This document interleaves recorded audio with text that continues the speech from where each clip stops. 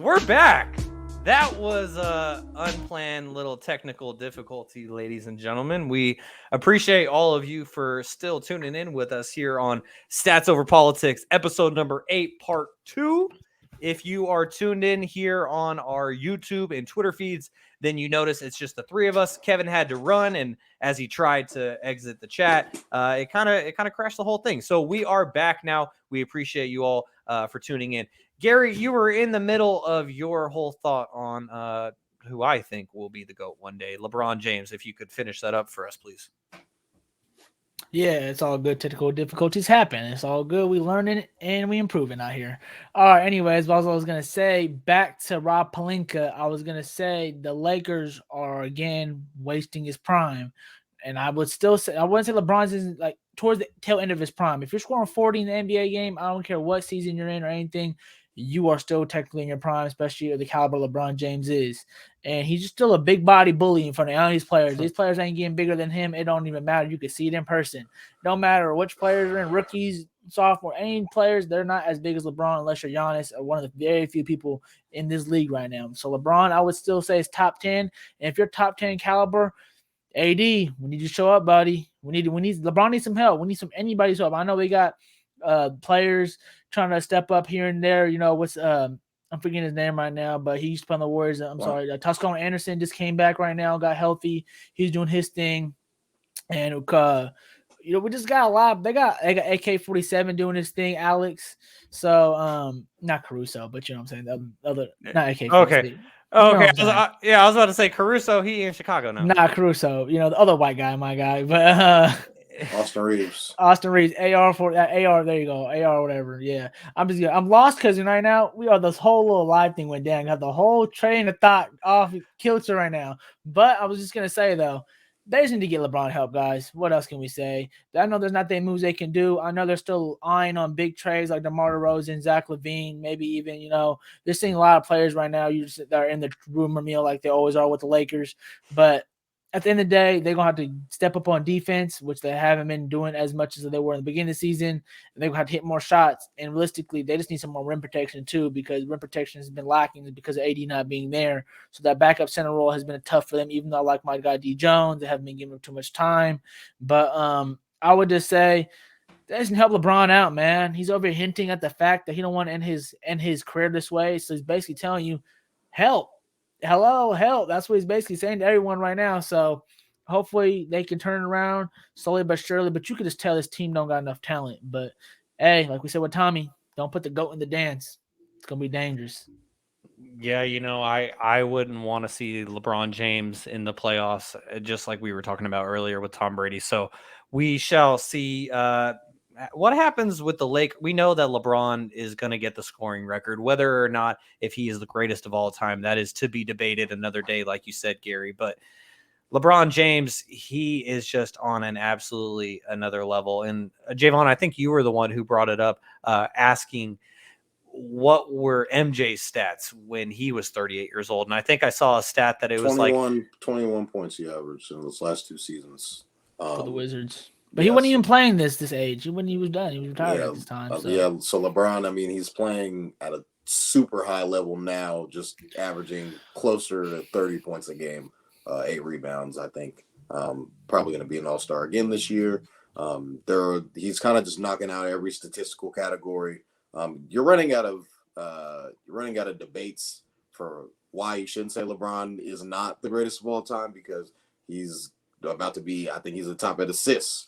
He's going to be the top in scoring. I think he's already has the top in points in playoff series of all time. So I mean, it's hard. But at the same time, you just look at that record, that 6-0 that Michael Jordan has. It's tough to come by. But I feel like if LeBron and Mike played one-on-one, I feel like LeBron would win if that were the case. Maybe. But I have a lot of people probably say no on that. I'm not gonna lie. But it's the big body. But I think that it's hard to get over that record that LeBron has going up. Going through the East, because the East back in the day was pretty easy. Kind of he just ran through the East, and then now being in the West, he made it look easy, Bond. And then when you go up against Kevin Durant, Steph Curry, and Klay Thompson in the finals multiple years, it's kind of tough. Those gimme ones that he had against the Dallas Mavericks That's were his kind fault. of tough. And then, going up against the Spurs. So he went up some tough competition, definitely in the finals. But I think LeBron is definitely one of the greatest players of all time.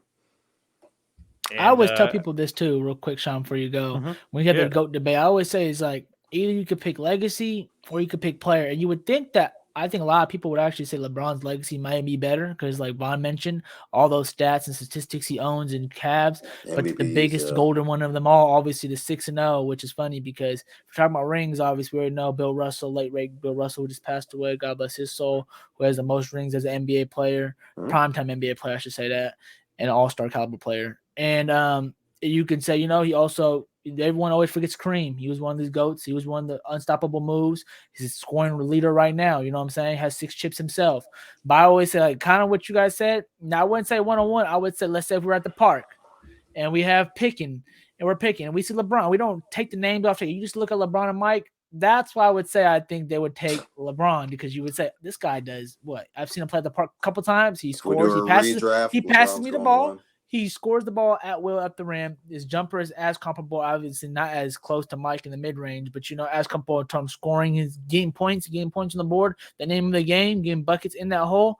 LeBron's up there with that. So that's always a, title. Like, it's kind of crazy. I would always say, people I think would say LeBron's legacy is better, but I would actually go the opposite. I would say Mike's legacy is better, but LeBron, if you just picked him out, stripped him from the name and everything around them, just looked at the pure player itself, I would take LeBron James. But this goes to generations.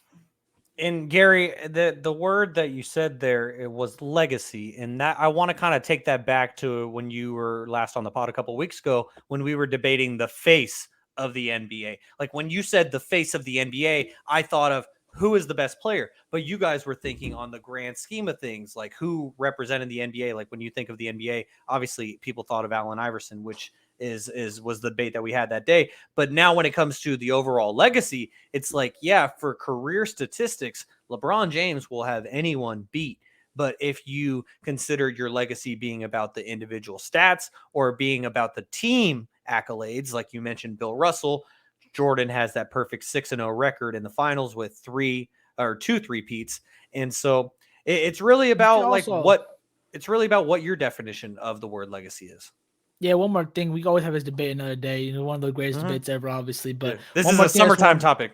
Yeah, it's one more thing I just want to add just on that real quick because we're talking about LeBron's greatness. I would just say, like, I think also the difference between him and Mike obviously is like we were mentioning. This is what kind of goes when LeBron turns 38 and drops 40. Is how long the peak. People could say Mike's peak was the highest peak of people have seen. But LeBron's really close to that peak, and that peak was sustained longer. So, I think at the end of the day, this is all good. It's just sports. Everyone's going to prefer what they want to prefer. That's why I like to just cover the conversation now. These go to generations, man. You can't even tell players nowadays because simple evolution is that players get better. Like simple evolution. You're going to get better over time. But you would actually say that. I'm not going to lie. You see what Luke and them say? It looks like it's easier to score here compared to, other places around the world because other places around the world, there's more tighter defenses. There's more pickle. There's less guys with that many, it's more tougher to score because how the game is played. And now it's more easier to score nowadays, but I don't want to take that the fact away. Just because they're better and more better at something doesn't mean that we should knock them. And like, let's say, there's probably way more people getting 50 nowadays. Like we said the other day, Donovan Mitchell getting 71. Way more people getting that nowadays than obviously back in the 2000s. Just way more depth of players in the NBA nowadays, which is going to cause more scoring, but also going to cause more competition. But it's really hard to compare, guys. It really is hard to compare generations. So that's why I like to say, let's just respect everybody, man. It goes to generations. But what fun is that? What fun is that? It's the physicality. The game is completely different than it was when LeBron James walked into the NBA, as he's been in the NBA for almost 20 years and the game has evolved. And with it, he has had to as well. Gary, last word on this thing. One thing too, like we said, I don't care which player it is. Any great player can play in any generation. So anyone trying to say that this player can't play in that generation, that player, I don't know if you guys are do or this with me, but I always stand on if you're a great player, I don't care what generation you're in, you can be able to play. That includes Shaq playing now, Shaq playing back then. You can take any player. A player back then with no jumper, you can tell him I still think he could play today. If it's a great player, I feel he could play. And so, since we last left off, the Kings have won 3 of their last 4 games, including beating Utah twice. Last week, when we last talked to you all, we actually decided for the first time on Stats Over Politics not to give predictions on how we think the Kings would do in the upcoming week. And hey, Jaevon, it worked out pretty well. The Kings, they went 3-4. They ended up winning that second game against the Nuggets. Gary texted in our group chat after the first game. He said, hey, don't worry. Kings will get their get back tomorrow night. And they did do that as they beat the Nuggets by 1 point, 127-126 last Wednesday. Then Friday night, I was there to see the Kings get another 1-point victory as they beat the Jazz and the finisher, Lauri Markkanen, 126-125. And then they lose to the Grizzlies on New Year's Day. And the Kings win another close one as they win in Utah tonight by 2 points against the Jazz, 117-115. So before we get to the Kings winning 3 of their last 4 games, I just want to ask you guys a quick question. And I want to ask whether if this is fair or foul, because I had a bit of a debate with my guy, Colin Giordano, about this. And he said that I was completely out of line for what I did when I went to the Kings game on Friday. And I want to get your guys' opinions and anyone who wants to participate in the YouTube comments. It wasn't what I was saying. Okay. Well, I mean, I clapped for a certain player, but anyways, so I went to the Kings game on Friday with my friend Matthew, and I wore a Lauri Markkanen Finland jersey. I am a Kings fan, and I went to a Kings game wearing a Lauri Markkanen Finland jersey. And luckily, me and my friend Matthew, we were literally in the top row of the arena, so I was very well hidden if I even needed to hide. But I wanted to go and represent Lauri Markkanen, cheer for Lauri Markkanen. Obviously, I was rooting for the Kings to win the game. But throughout the game, when Lauri Markkanen would score, I would clap for him. Didn't clap for any other Utah Jazz player. And when the Kings would score, I would clap for the Kings. Who are you? But Colin's point is he said that's foul. How, like, you could cheer for a guy, like Colin's argument was, I'm a LeBron fan. I'll cheer for LeBron during the pregame warmups, but I'm not going to cheer for every single one of his baskets. But my argument is that Lauri Markkanen is it for Finland. And as someone who is Finnish, I'm just proud. And I wanted to represent and support him. I wore his jersey to the game. Jaevon, I'm going to start with you. Fair or foul? Did I make the wrong decision wearing a Lauri Markkanen Finland jersey? Not the Cavs, not Chicago, not Utah. Lauri Markkanen Finland jersey. Was I wrong to wear that to the Kings Jazz game this past Friday? It's foul, man. You're rooting for the other team. You're supposed to be a diehard Kings fan, and you go cheering the other team. Nah, man. I get where you're coming from. You know, obviously everyone knows. Well, I don't know if everyone knows, but Shaun knows that I'm a huge fan of Kyrie Irving. So whenever I think we went to go watch Kyrie play, was it the Celtics game? It might have been. It was. Yeah, I think that was when he first got to Boston. Yeah, it might have been when he played for the Celtics. So me and Shaun went to go watch Kyrie. So I don't even think I cheered for Kyrie like every basket, but I was like, damn, like Kyrie got a good bucket. Like that's my guy right there. So it's hard, because a lot of nowadays people like to root for players. Like you said, a lot of people root for LeBron, a lot of people root for this. So I guess your guy is Lauri Markkanen. And then you got to see him play, and he hit a lot of clutch shots in that game, I might add, and in this game below. But come on, man. 36 piece. You're a Kings fan. You're like one of the hugest Kings fans I know, and you're cheering for the other team. It's foul, man. It's foul. Not the other team. One specific player on the other team. The other player who's on the other team. Okay, exactly. All right. Okay, so Gary, you are also a diehard Kings fan. So fair or foul? Was I fair or foul? Shaun, hand me your Kings card right now. Wow. Have your Kings out. You get like one that. game. You get 1 game suspension. One game suspension. You can't have your card for 1 game, bro. So maybe that doesn't count today's game. Next home game, you don't get to go tomorrow. You do not get to go. I got tickets. I got tickets to tomorrow's game against Atlanta. I better see you cheering at tomorrow's game for what you did. I better see you. Yeah, you have to cheer twice as hard now. I better see you trying to. You better. I need tomorrow, Shaun, to paint his body purple with a big K in the middle. All right, Jaevon, I'm going to need my cowbell back so I can go twice as hard. I'm going to need my cowbell back. Exactly. for you. Shaun, Tell I'm the in the story. same situation as you. I'm a LeBron fan. We know that. I hate the Lakers. I hate the Lakers all my life. But LeBron gave me more happiness than the Kings ever did. I always say that. But LeBron comes to the building, especially he's on the Lakers, even when he's on the Cavs or Heat. I should probably, as a kid, I probably used to go for Bron because the Kings just suck. But we're good right now, Shaun. We're good right now. So, you telling me I'm fair weather? hey, I was a kid. Now I got my mind right better. All right, Hold I'm on, going. hold on. You got to Wait, go for the wait. Kings. You can't cheer But you- for no players on the other team. So you're a huge LeBron fan. You wouldn't wear a LeBron James St. Vincent St. Mary's high school jersey to go watch one of his games? I would.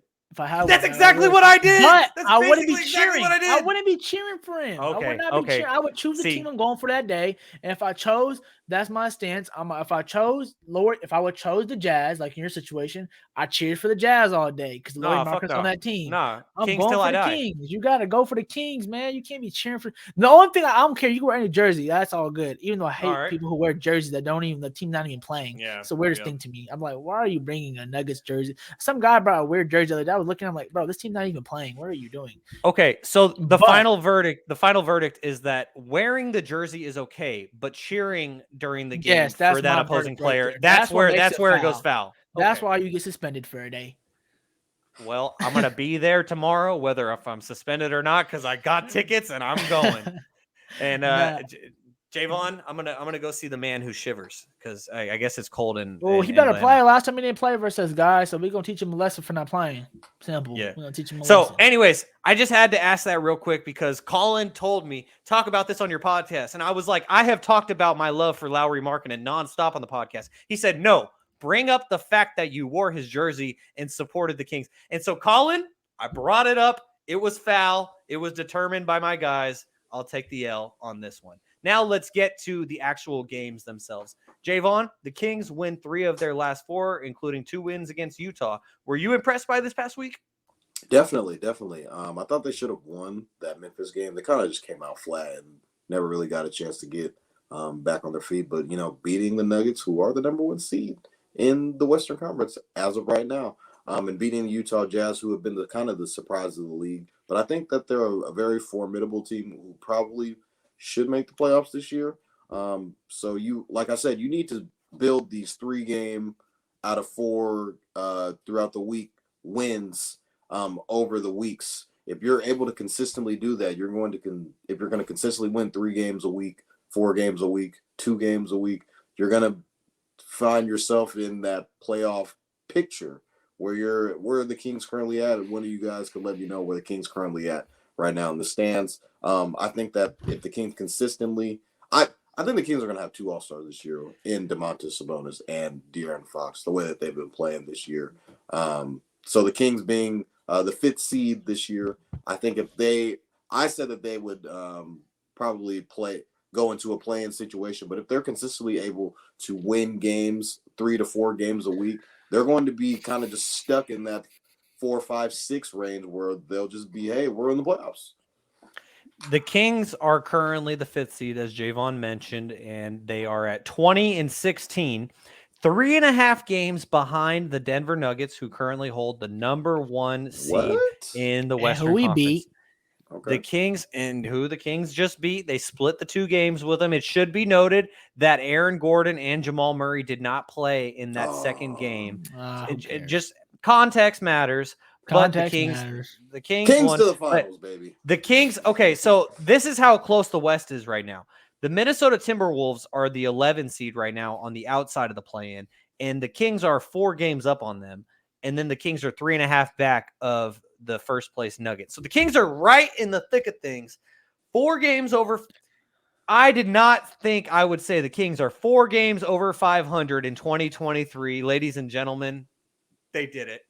We're going to win and 40 games. Hey, hold on, y'all. We are also undefeated games in 2023. Don't forget that, Shaun. Oh, well, no, they lost to Memphis. They lost at Memphis. Oh, I'm tripping. I'm an idiot. I'm looking at the wrong thing. Remember when after the summer just like I did that one time, the team said that the guy that said that you're going to win 40 games, you guys are halfway there. Hey, halfway there. Hopefully everyone took the over on that one. But everyone's been asking me too, when I go to the games and thinking that, like, you think we're going to make the playoffs? You think we're going to make the playoffs? I'm like, I don't know, 100% out. What I see, I've been watching you guys basketball. Are too scared I'm not trying to answer the question. What's the question? Yeah. The What's the question is question? if you guys are going to make the playoffs. You guys don't want to jinx No, it, so you guys we are going to gon' say. no, we gonna make the play Oh. 1,000. I was just to say that right now, Vaughn. Yeah, Ain't no hesitation I was- here. There's 1,000% we gonna make these playoffs. 1,000%. yeah, because according to my Stats Over Politics notes, the question was, will the Kings finish as a top 6 seed in the West? And Gary said yes. So I got it right here. What does Shaun say? Shaun said no. what did Vaughn say? Vaughn said I yes said or no? Vaughn said no. Kevin said 7. hell yes. I said Me and 7. Ken rocking together. I ain't gonna lie, but like realistically speaking, not even just being a Kings fan from Sacramento, like the beam chant, all that, representing the city now, you know what I'm saying? Just like the cowbell did. I feel like that's a new version of the cowbell, you know what I'm saying? But I just wanted to say that just to be like completely frank, we've been playing good offensively. We know we've been good. We have some some great things in the works in terms of what we're building on, especially I love the way we're playing on offense. Sometimes I get stagnant, but I love how we have different guys coming off every other night. And you can just see it in the players that everyone's loving and buying in. The other night. 30, Monk. Don't forget, Herder comes in. Monk came one of these games 2 or 30. Trey Lyles coming off the bench. Don't forget, Metu can come off anytime. TD had a big game on TNT, and he's been, been a little out of lately. So this team has a lot of firepower. We've seen today, Darren Fox, man, clutch time. I remember his clutch numbers at the beginning of the year. I already know they're probably still up there right now. So this team is heading the right direction. You could tell by the other players too when they're coming to our city, Sacramento. We already know it's not no bluff. Like, come to our arena. It's been we ain't felt the playoffs, so we've been acting like it's been playoffs every other game basically. And when it's turned up in there, it's been getting crazy, loud off the roof. And and be realistic speaking, though, we do got some things to improve on. We got to have longer defensive stretches for longer periods of time. We haven't, especially last game when we were down by last home game when we were actually down to Utah. There was actually quite moments in that we just can't get stops at the right time. We need to get some stops. If you're down by 10, you got to put some stops together, and you can't keep exchanging buckets. And they obviously know that. And I think as a Kings fan, we should be obviously happy and a little optimistic right now because we're heading the right direction. It's obviously weird to say because it's always talking negative about the Kings, but we're gonna keep it positive right now. And I think obviously they know the things they need to work on. They're preaching it. And one thing I do like about this team, like a lot of these guys, they're not feeding into obviously the fans' craze of what's happening right now because they can easily fall into that. And maybe sometimes here and there they go into the laws of we should win this game, stuff like that. But I think they got the wake up call and they want to like the coach Mike Brown keeps saying, it's a journey, with keep stacking days, you know what I'm saying? So we're gonna keep I think that's what the Kings are doing right now. Is keep stacking days, but defensively we gotta step it up and just keep everyone healthy. Sabonis is being a warrior right now, playing through that right now. Broken thumb and all. Double machine. Double, simple. So you know what? Let's go. Like the beam, go Kings.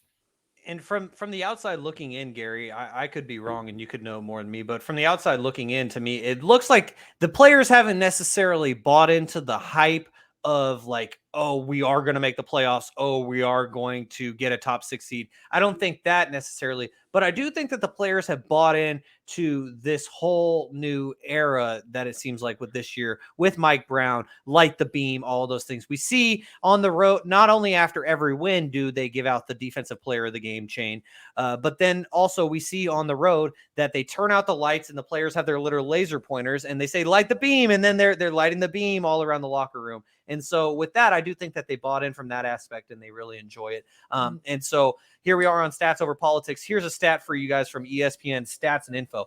The Kings have reached 20 wins in 40 games or fewer for the first time since the 2018-19 season.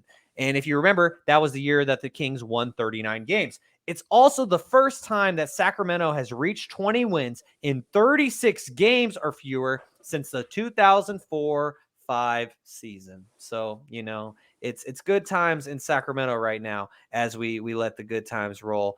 And hey, if the Kings can have that 5 seed, that's a long name. So, Coffee City. If the Kings can get the 5 seed, I would absolutely love that. You guys would host. You guys would host. No. No, 4 no, seed it would would host. Four and up. Yeah, exactly. It's 4 and up. But also one other thing I wanted to get to is Gary, I believe you were talking about the opposing players coming to Sacramento and now the just what players think coming into Sacramento, how we aren't just a layup anymore. You guys play the Mavs in the playoffs as the playoffs start today. You guys beating the Mavs? No. I don't know. They got So- Luka. They got Luka, bro. Basketball is one of the sports that comes down to majority of the time who's the best player on the floor. And only time really I haven't seen that work. And when you got multiple Hall of Famers, like we said earlier with LeBron facing the Spurs team, this Golden State Warriors team. Other than that, you got the best player on the floor. That's majority of the time they're going to win their game. And my favorite quote from this past week, and it doesn't even have to do with the fact that it's from one of my favorite players, Lowry Markkanen, but when someone asked him what he is anticipating on his game in Sacramento last Friday, he said simply 5 words. He said, "Try to avoid the beam." Well, they did not avoid the beam on Friday, and they did not avoid the beam tonight. So I'm happy to see that. Any closing thoughts, gentlemen, from either of you about anything we talked about, anything we didn't get off our chest? Oh yeah, Brock Purdy, since he's entered the league, has the highest Oh my QBR God. rating. This is a stat that I definitely forgot to. mention. Let us know. Let us know. According to PFF, Brock Purdy has the highest passer rating in NFL since he took over as starter, which is 112.7. Stats don't lie. Stats over politics, right? That's politics. That's a great way to end it. Gary. That's just how we're gonna have to end it. All right. So Kevin Den already cut out. For Gary Singh, Jaevon Toddy, I am Shaun Holko. We appreciate you all for tuning in. Make sure to subscribe, rate, and review. Find us on YouTube. Find us on Twitter, Instagram. We're all over, and we'll catch you again next Tuesday here on Stats Over Politics. Peace.